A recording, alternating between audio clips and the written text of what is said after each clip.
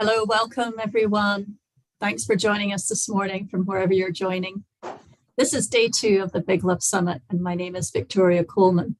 I'm the Executive Director of the Foundation for Developing Compassion and Wisdom, and today's session will last for 60 minutes. So let's just describe how the session will unfold today. So first, I'm going to say a few words about FDCW, and then I'm going to introduce our speaker. We'll dive in, and at the end, there'll be time for question and answers. FDCW's patron is His Holiness the Dalai Lama, who has said, "The key to a happier, more successful world is the growth of compassion." We don't need to become more religious, nor do we need to believe in an ideology. All that's necessary is for each of us to develop our good human qualities. FDCW is a non-profit dedicated to a kinder, wiser, more compassionate world. We provide educational resources for adults and children for a happier, more meaningful life. Our resources offer practical ways to examine our core values, to understand our minds more deeply, and to develop a sense of concern for the well-being of others. We aim to break through self-limiting beliefs, abandon destructive patterns, build better relationships with ourselves and with others, and to cultivate resilience in this modern world. If you'd like to learn more about the work and the impact of FDCW and its programs, please subscribe to our regular newsletter by visiting our website, compassionandwisdom.org. This year, we launched a new resource called Conversations That Matter. It is designed to get people talking about their values and what's important to them, and it's available for download from the resources page on our website. We've already had some very good feedback about how this is working out for groups in Australia and also in USA. So please do, if you have time, check it out. So today's session is on the topic of embodying loving awareness during difficult times. And I'm absolutely delighted to welcome our speaker today, Claudia Van Zuiden. I first met Claudia back in 2007 when I was living in the north of Scotland, and I was immediately impressed by her energy, her wisdom, and her openness to others. She's got such a kind heart, and she's a person that just makes things happen. She's founded her own coaching business called Solution Ways, and she is the co-founder of Conscious World Agents. Both these organizations provide personal and business coaching, education, consulting, life skills, personal development, leadership training, and team coaching. Claudia is also an accredited facilitator of levels 1 and 2 of the 16 Guidelines program, and also the 16 Guidelines for Children and Teens course, and Unlocking Your Potential. All these courses were created and developed by FDCW. Claudia delivers workshops and trainings all over the world. She also teaches yoga, stress management, and mindfulness meditation. She's an international speaker on a variety of topics such as compassionate leadership, the feminine aspect of leadership, and the power of purpose. She lives in the Netherlands with her partner and is the mother of 3 children and a grandson. In her spare time, she loves to be in nature, and she also loves to write. And she wrote this book. So this is a children's book called Nora the Polar Bear, a story about hope, friendship, and solutions for taking care of the earth. So it's very timely. And I look forward to reading that with my 6-year-old boy. So without further ado, I'd like to hand over to Claudia, and we'll have some questions at the end. If you have questions for Claudia, you can write them in the chat and we'll ask them once she's finished her presentation. So over to you. Thank you, Claudia. Oh, wow.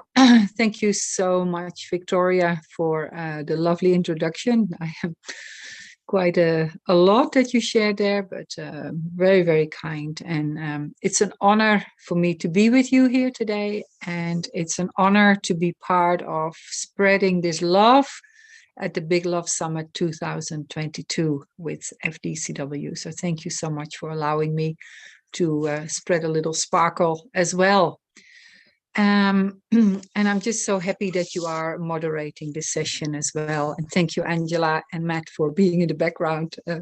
So good to know that, because my technical skills are absolutely not that great. It's wonderful. Thank you, everyone, for being here as well. I see. I won't go and scroll through all the names and what have you, but I see a few famous people like Ceci that I love absolutely as well. So that's really, you're in my little note. But everybody who's here, thank you so much for being here and wanting to listen to what I would like to share from my heart today with you all, and add to the beautiful things that are being shared this week with the Big Love Summit. I've written a few things down, so I won't forget what I wanted to share with you. So today we are going to talk about embodying loving awareness in difficult or challenging times. And why have I chosen that? Well, like Victoria was saying, His Holiness spoke already that we are with so many people at this beautiful planet, and it seems that we are now, instead of 7 billion, we've gone to 8 billion already. And it's not that long ago that I remember when His Holiness Dalai Lama mentioned we had 7 billion people. So it just shows my age, and it shows also the rate we are moving into a very large population at this planet.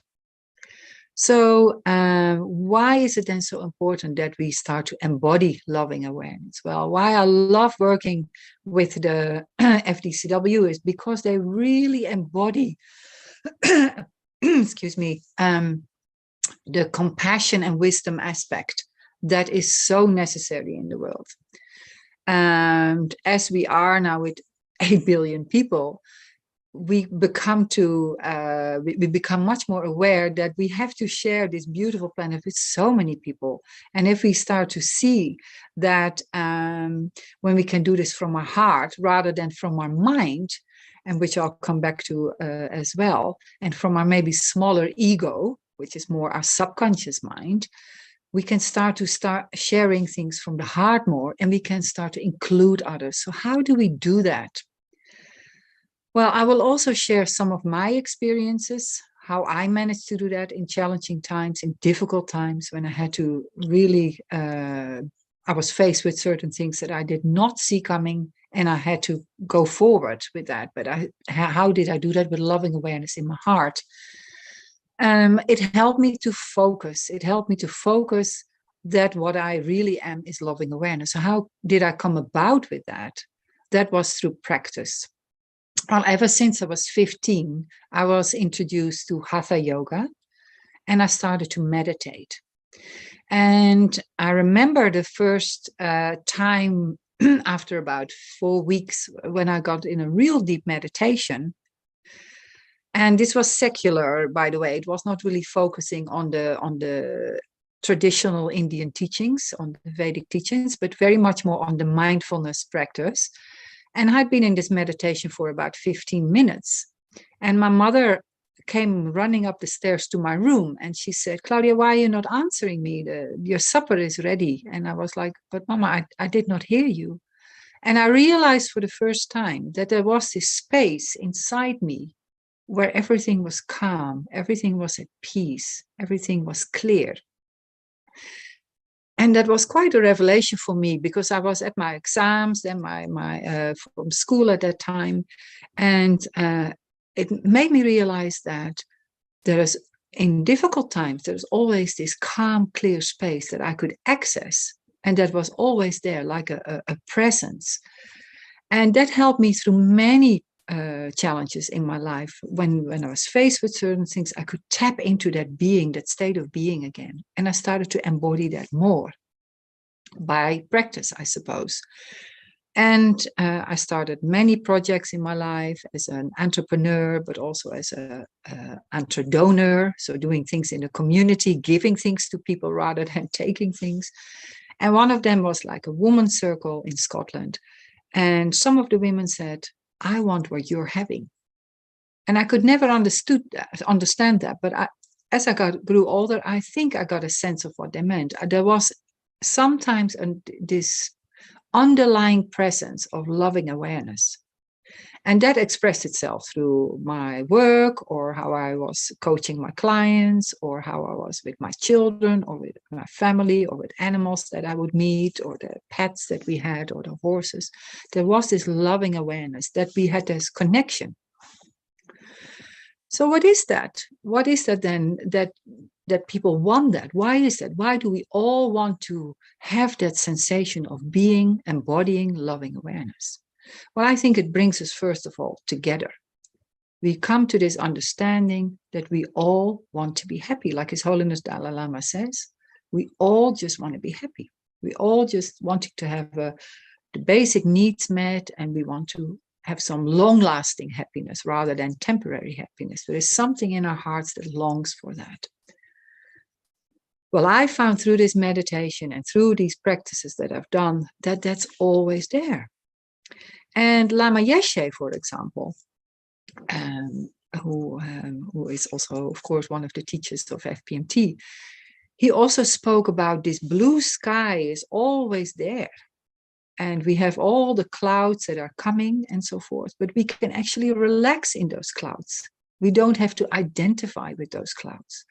They come and they go like our thoughts, but we don't have to become the cloud.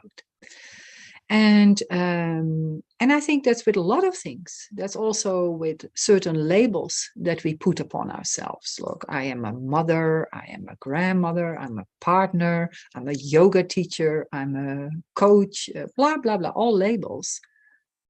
But what's underneath that? What if I let go of all those labels? What's left? And that, I think, is an inquiry that we see in many world traditions. We also see it in secular traditions. This reflection on who am I? What is left when I take away all those labels? What I've come to understand then, that when we become more aware of what's in this self, is love. Only thing that we can point to is love. And we see this in many traditions. We also see this in the word agape, that even was like an expression of this sensation, what is here. They came up with a higher love. It meant higher love. And Martin Luther King even explained his higher love as, it's an overflowing love, which is purely spontaneous, unmotivated, groundless, and creative. It's the love of God operating in the human heart. And I think that is the same for me as loving awareness. It's like, for example, if we are being exposed to a challenge, can we sort of zoom out and look from a higher perspective as a loving awareness of what is actually going on? That can be talking the way how we talk to ourselves, with lack of self-worth. It can be how we project our own thoughts towards others. It can be our biases. It can be the way people operate in the world. But can we just look at that from loving awareness and see everyone in their own bubble of how they go about in their daily lives? Can we then start to practice self-understanding, self-forgiveness, self-love, coming from this meta position, the meta-awareness, like say, first we have the subconscious mind, and we have the conscious mind, and then this meta-conscious mind. And that meta-conscious mind comes from this love. When we start to think like that, our awareness can start to expand. And instead of then operating of our smaller daily ego, we can start to operate from this loving awareness. Our awareness starts to expand. And the smaller ego, which is maybe has a negative connotation, but it's something that really helps us to survive. It really is the part also that comes from our limbic system. And Ceci, for example, is the one who can tell you much more about that. But actually, when we move and we bring the focus on things that are really perhaps more helpful for us, we also start to activate part of our prefrontal lobes. And we become more loving, more kind, and more understanding. We can analyze things rather than staying from the limbic system, which is often in fear, in survival mode. So that is more the neuroscientific part of that. But when we can go a little bit higher above that, we become this meta-awareness, seeing what's going on in our mind, and we can choose deliberately 2 thoughts that are perhaps more helpful. And when we start to choose thoughts that are more helpful, we can check up with ourselves. Is this coming from a fearful stance in me, or am I coming from this loving awareness stance? Can I rise above this fearful subconscious mind that just wants to survive and be right? Do I want to be right, or do I want to be happy? And this is something we can learn. In mindfulness practices, we see that we can perhaps just notice what's going on without judging ourselves, without putting a label on what's happening, just being aware of what's happening. But can we also connect with this feeling inside that's always calm, that's always clear, that always is like an inner knowing that we have naturally? That's something we can choose. And that is what we start to practice with mindfulness first. Mindfulness practice, just becoming more aware of how we actually go about with our thoughts. Rasmus Hogarth from the Potential Projects, he speaks about these aspects of focus, for example. And for example, can you think of a time when you were maybe having a conversation with someone, or can you maybe just imagine you're having a conversation with someone, and all of a sudden somebody shouts, "Help, help." They shout, they want some help.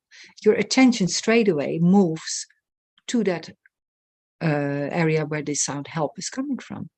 And if you see someone is then in danger or needs help or has fallen or whatever, you will focus on that.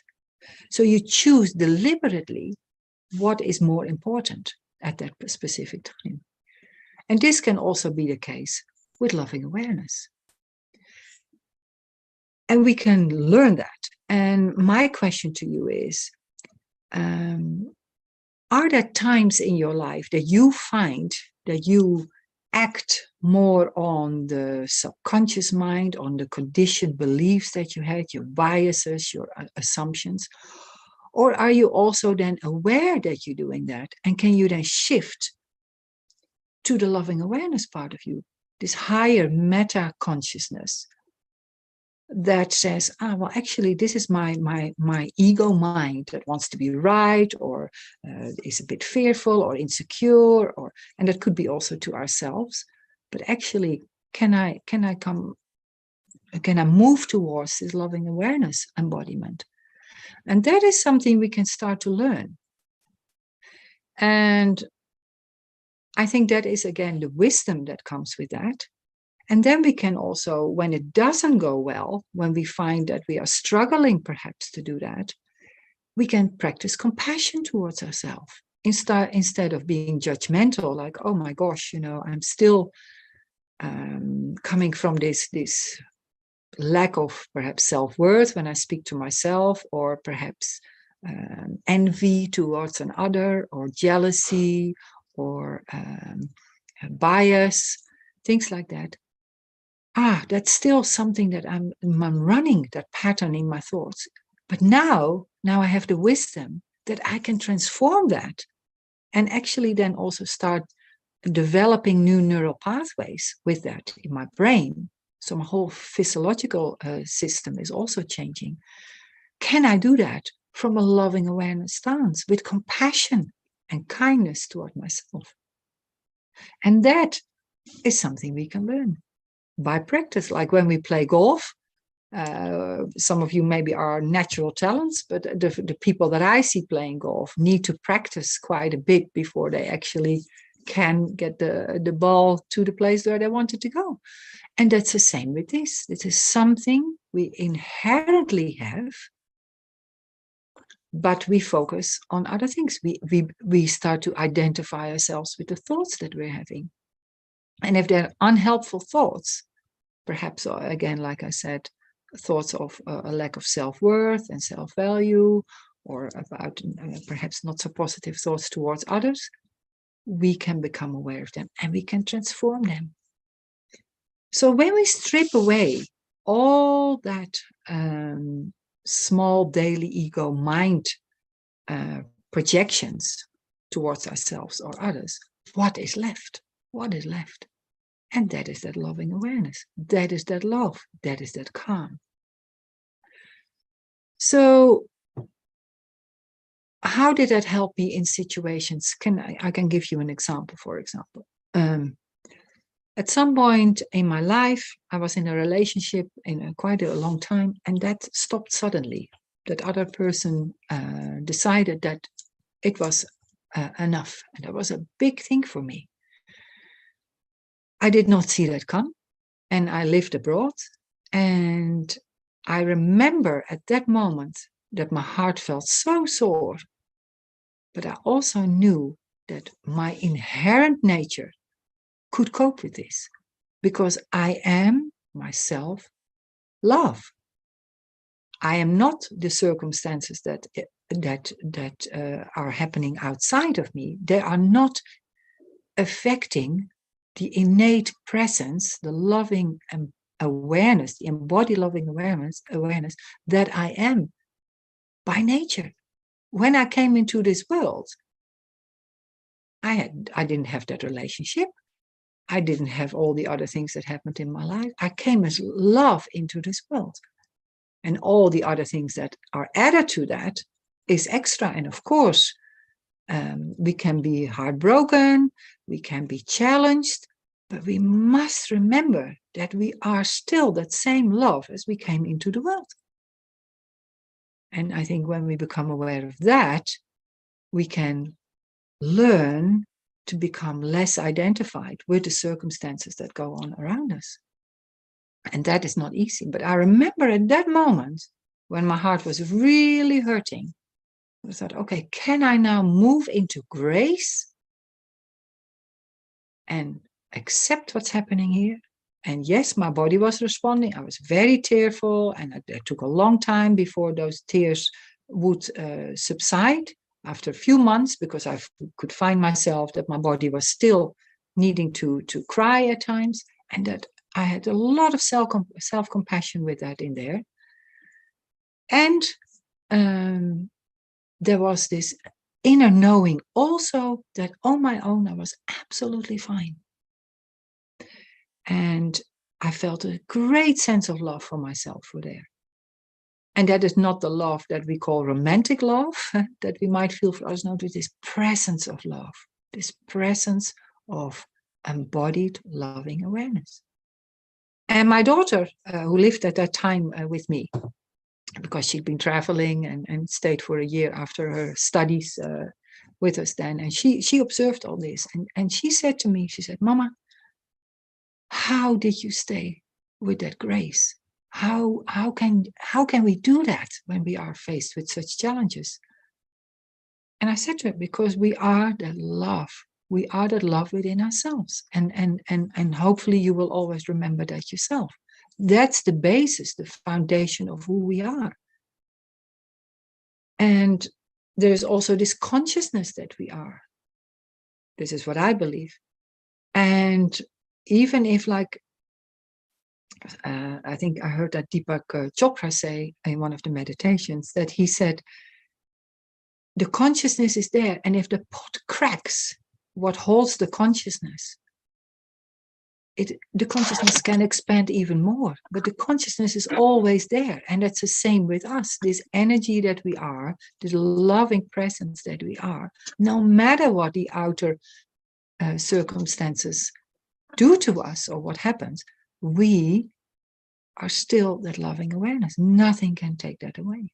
And what I said earlier, for the people who maybe entered this conversation later, like Lama Yeshe said that also, we can always connect with that blue, vast sky. Our mind is pure as that by its foundation, as far as I understand it, our innate pure mind is like the blue sky, and the thoughts that come and go, that's not who we are. And we can learn how to change them into more beneficial thoughts. We do not have to identify them. They come and they go. So I would like to invite you now to practice with me a short mindfulness meditation. So if you're sitting comfortably, then please join me. And like I said, I will also then do I don't know if you read in the notes or in the spiel that came with this session today, I will also do a heart-mind reflection. And I will speak about a role model that you might have in your life who really embodied this loving awareness. And if this person didn't occur in your life, then perhaps you can think of someone who maybe you have seen on the telly or read books about, who really embodied that. And maybe use that for your role model in that reflection that we will do. And I will also then speak about a little challenge in that. But if that feels uncomfortable for you, then just refrain from that and just listen to what we do and don't practice it yourself. And then maybe later at a more suitable time for yourself, or when it feels more appropriate, then practice that. But I really hope that you will join me for becoming a part of this mindfulness meditation, where we start to tune in perhaps with what's really happening inside. So let's make sure that we're sitting comfortably. And if you want, you can close your eyes if that helps. And let's let the hands rest in our lap. And let's take a few deep breaths together. You can inhale through the nose and exhale through the nose.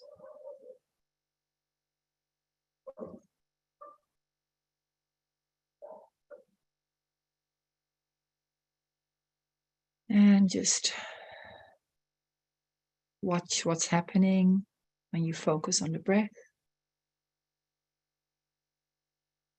And notice that perhaps your thoughts want to take you back, focusing on something else. So let's practice here this focus that we spoke about as well.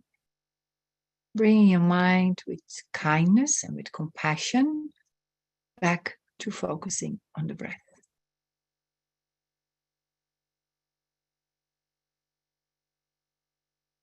And you can choose your object of attention, which could be either your belly rising and falling when you inhale and exhale, or you can choose the nostrils with the cold air coming in when you inhale and the warmer air coming out through the nostrils when you exhale.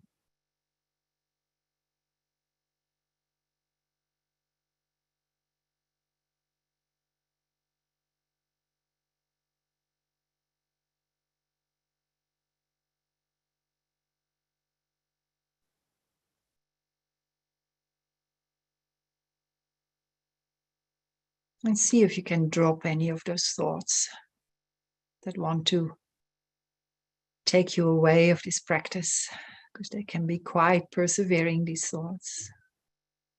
See if you can drop them. Be fully present here with the breath.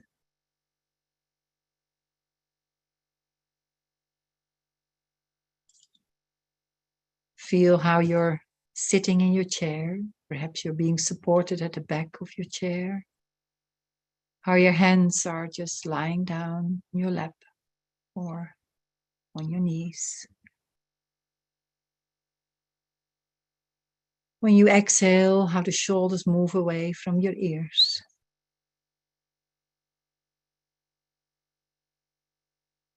And see if your spine can be long, but still relaxed. Now your feet are touching the ground. Now you're being supported by the seat that you're on.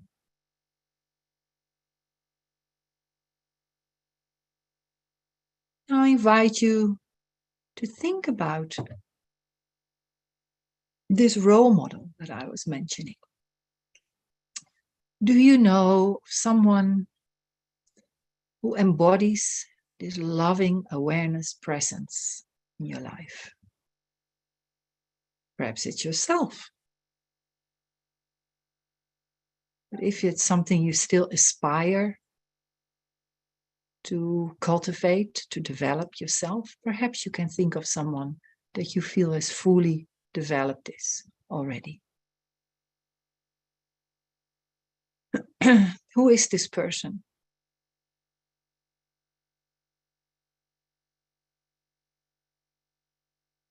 Is it a colleague? Is it a friend, family member?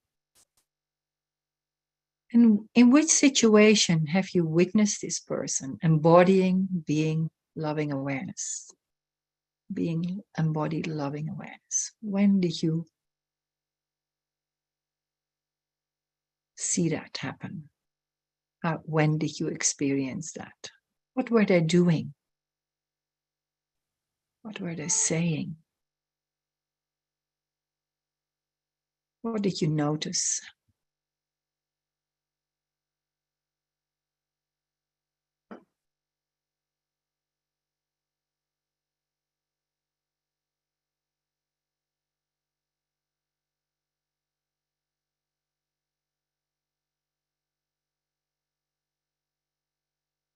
Now, can you bring your awareness now to your heart center? And if that's difficult for you, what I also sometimes say is you can put your hands on your heart if you want to make that connection. And when you've made that connection with your heart, ask yourself, how did that make me feel when I was in the presence of this person who embodied loving awareness?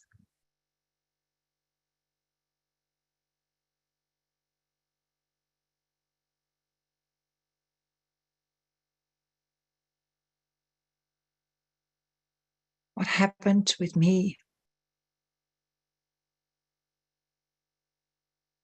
How was it for you?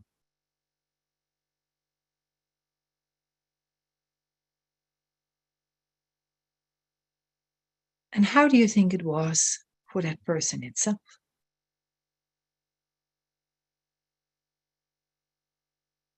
How do you think it was for them?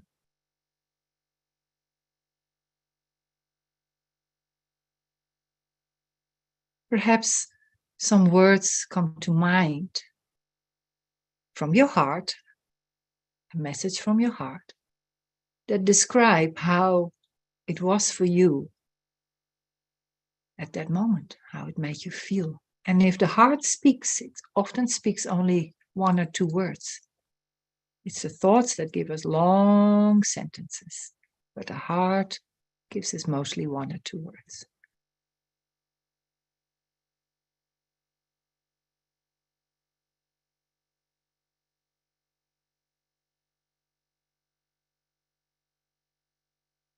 And then holding on to those words, holding on to that experience, can we consider when challenges would come or challenging thoughts that want to distract us from our heart space, our heart center? What can we do ourselves to bring us back to the feeling that we had, perhaps when we were in the presence of someone who embodied this? What can we do? Can we expand this feeling to ourselves? Can we expand that feeling towards the others who might be involved? And can we expand it to the situation at large? Can we base our actions coming from this space? Can we consider this? Can we start, first of all, to apply it to ourselves? when we find ourselves perhaps judging ourselves. And then slowly can we consider including others. And if that is difficult, we can also start with the wish that one day we might be able to include the others, in which way we're already planting a seed. To understand that we are all interconnected. As Thich Nhat Hanh says, we're all interbeings.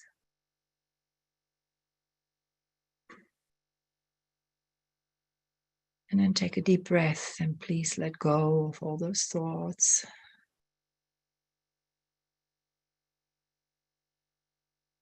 Become aware again of where you're sitting.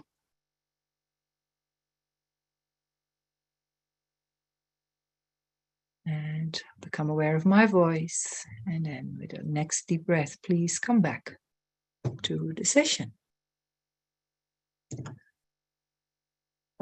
So, like Victoria said, we will have some questions and answer at around 1:45. So if you have any questions then, or anything you wish to share, please do.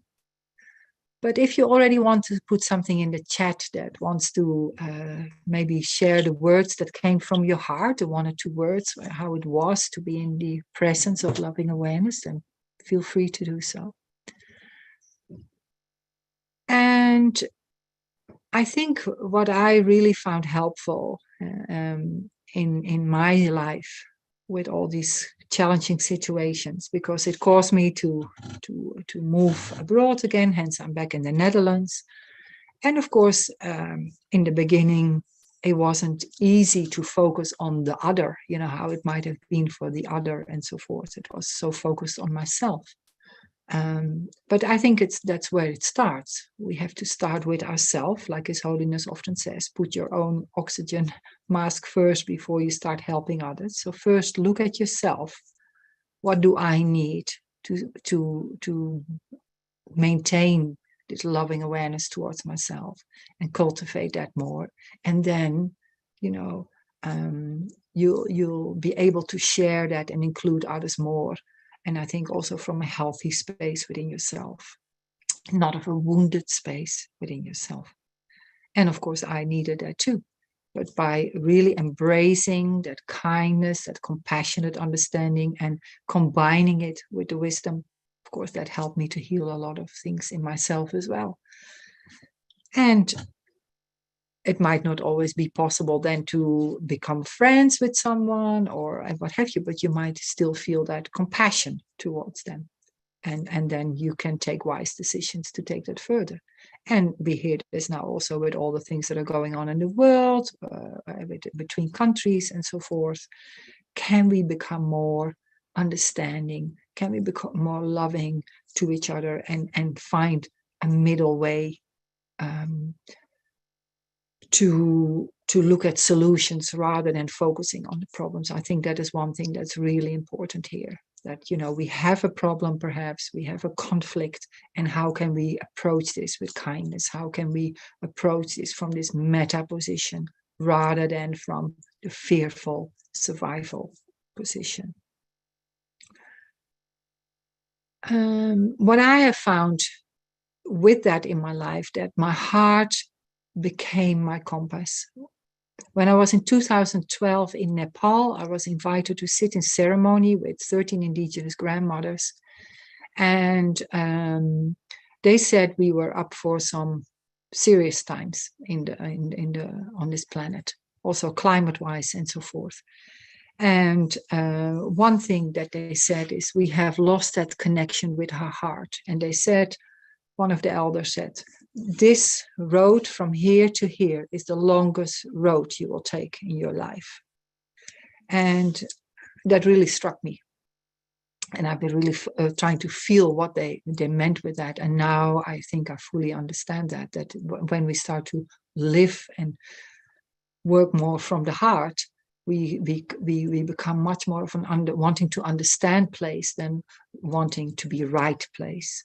And I think that is really important, because right is really with the mind, and righteous, I want to be right, but we come from this heart space. And my heart became more my compass. My heart became more my North Star. And the heart always beats right. It always gives you the right beat. It will guide you in that right direction. That is the most beneficial one. And of course, we need to combine it with our head, with our brain, but listen to the heart also. The heart will give often good intuitive answers as well.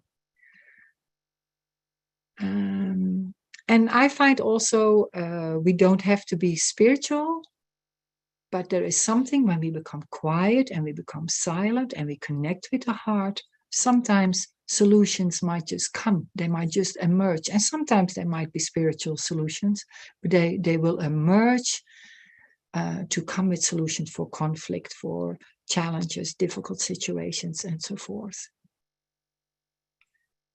You're right here, Tracy said, is it ever okay not to forgive someone? I think that's a very beautiful question, because I think there's compassion in here for yourself. If it's hard to forgive someone, then, like I said in the meditation, maybe you have the wish to be able to forgive someone one day, but you're just right now not able, and that's absolutely fine. That's just what it is, in my belief. But you might have the wish that your heart is able to forgive, because when we forgive, the heart softens. The heart softens, and when the heart is tight, we can cause also stress in our body, which can cause heart conditions and so forth. So when we can soften the heart a little bit even more, we not only benefit the other, but we also benefit ourselves.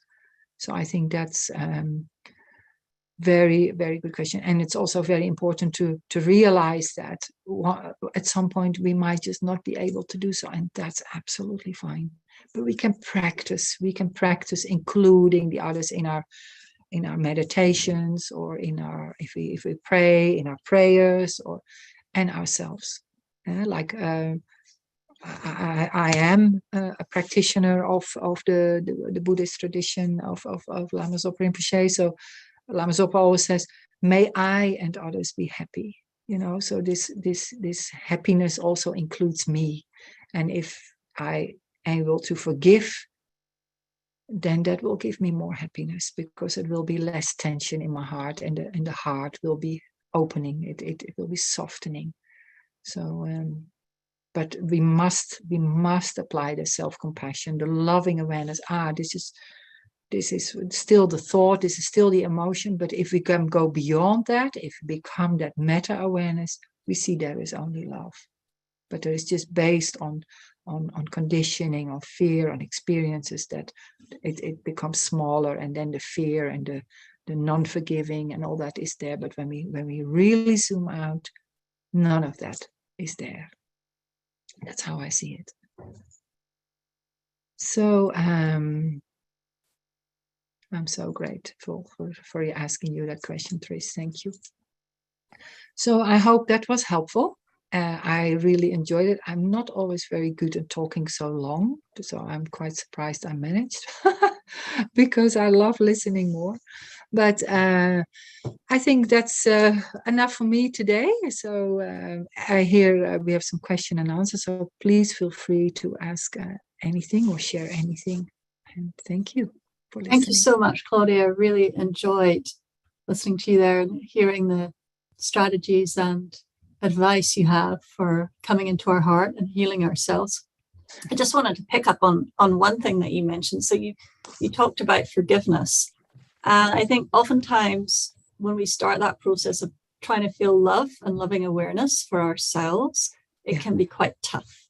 There can be feelings of low self-esteem, or even guilt, or even shame.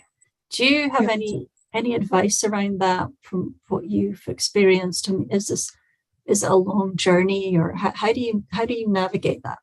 Yeah, for me, that was a very long journey as well, but it's also the understanding. I felt the wisdom that came by practicing and through the experience that I am that loving awareness.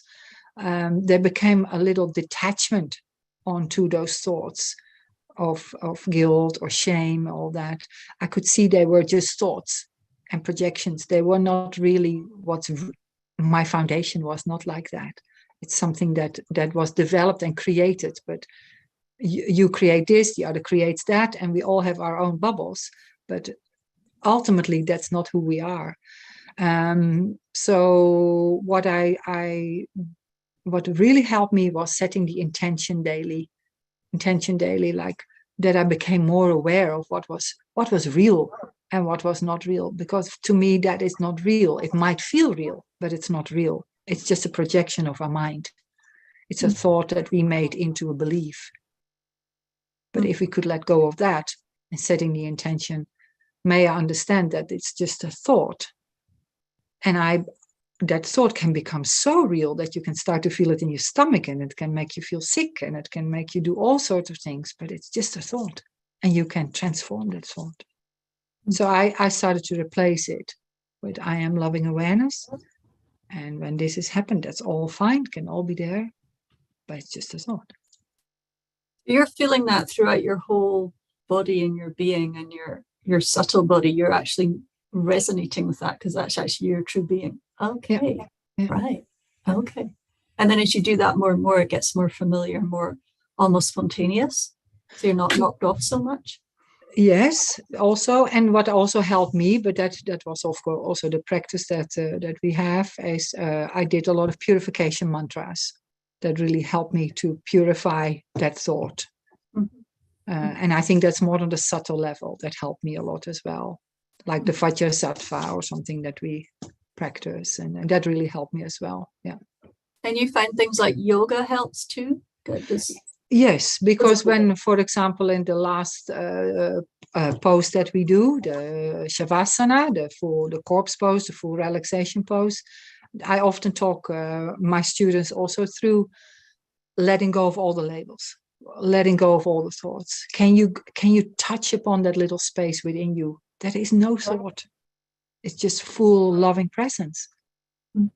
And then there is the space between the thoughts becomes longer. First you have the thought, and then when you start to learn to become more present with loving awareness, there's more space between the thoughts, and that's when you get the glimpses, and that's where the foundation is to build upon, because it's there already. We don't have to search for it. It's not out there. It's already inside us. That's the beauty. But we forget, we are not taught in our Western tradition that it's there. And even I find in the Eastern traditions, I'm not sure how often people from a young age are reminded of that. Our presence is already that. It's loving awareness. We are not taught that. So can you imagine if we start young from that foundation, we can build upon that. The foundation is always strong.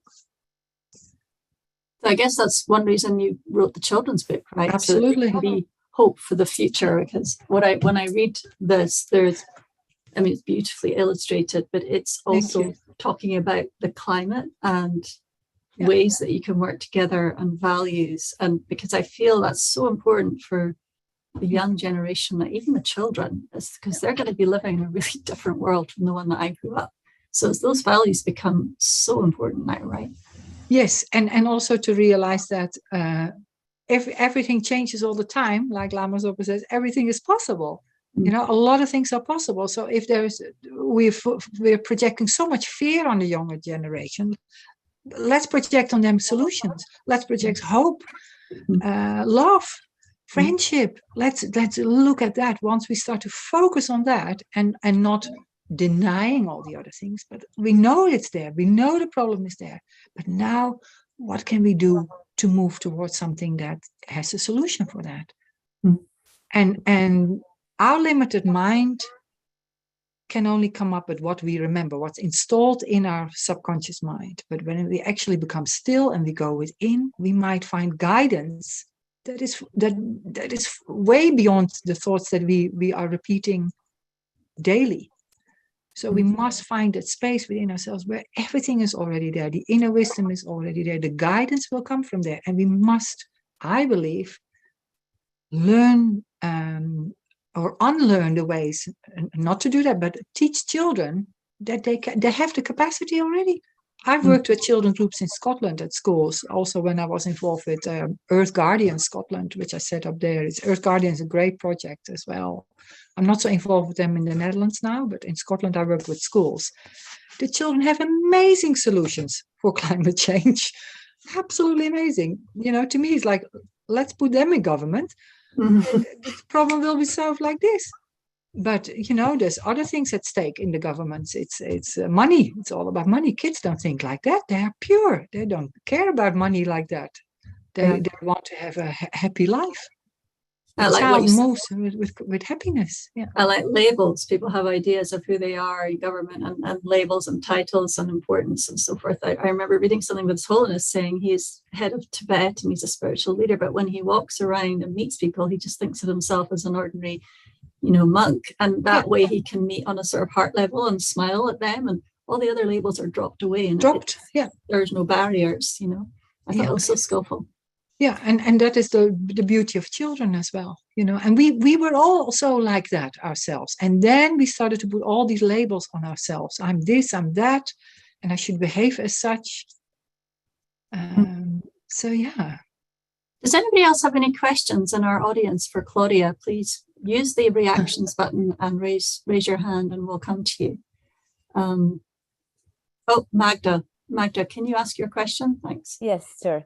As you mentioned, these are difficult times of much frustration and confusion and hatred. So we hear these practices, but most people out there, they don't. And I think an important aspect to be able to deal with what is happening with the broken heart, with that many times we're going to have not to have a positive response or a loving response from outside. What is your advice on how to deal with this without getting too worn out or too worn out? And the second is, in my opinion, there is an overuse of positivity. All these people, people that are in the spiritual practices, there you have to be positive, you have to think positive, and I think it's almost toxic sometimes, because they're not allowed to really live the feelings that you are experiencing. What is your comment about that, or your advice? Well, I think my answer goes to it's the same for both questions. I think yes, positive thinking helps uplift us, and I think in times when we are really challenged, it's easy to really go down. But even if you just go sit like this for a moment, if you sit like this. Let's all try that for a moment. Just sit like this. You feel heavy. And then don't think anything, but just sit like this. And now just inhale and sit like this. Lift your heart up. What does it do with you? Things start to stream through your body. You want to breathe in deeper. Your body will feel more light. It's an automatic response that the body has when we uplift ourselves. So even though when times are challenging, even though we are exposed to a lot of negativity, be aware what it does to you and make a conscious choice. What can I do that is the most healthiest for me, the most helpful for me right now? And that is, could be that you have to sit and let the emotion come out, cry, whatever you need to do, or have a talk with someone about it. And then breathe in and uplift that heart and say, what can I do? What I always do in situations like that, I look up and say, just tell me what you want me to do next, and I'll do it. What's the best for me, the best possible way? And I do it. And then I go and meditate, and something will come and I do it.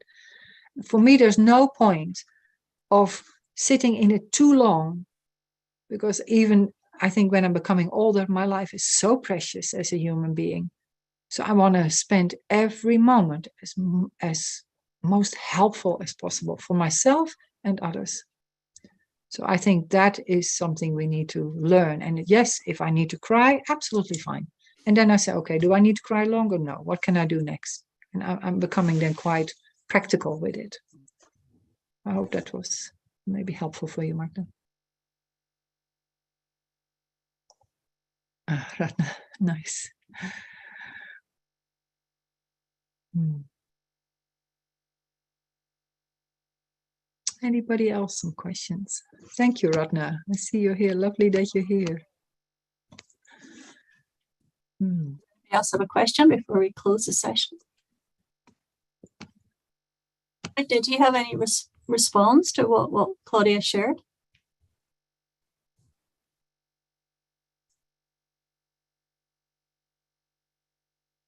No. Magda, can you hear me? Do you want to respond to what Claudia said? You need to unmute. Yes, thank you. It was really helpful.